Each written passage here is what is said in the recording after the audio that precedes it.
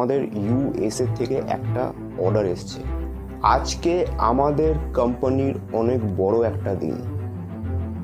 তার পেছনে একটাই মেইন কারণ হচ্ছে জাস্ট একটু আগে 5 মিনিটও এখনো টাইম হয়নি, আমাদের ইউএসএ থেকে একটা অর্ডার এসছে। হ্যাঁ, আপনারা ঠিক শুনেছেন, আমি আমার ফোনটা খুলে ভিডিওতে লাইভ দেখাচ্ছি।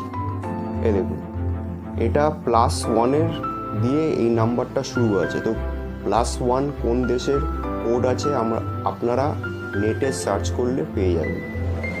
এখানে কথা হচ্ছে, দেখুন এই যে কথা হচ্ছে।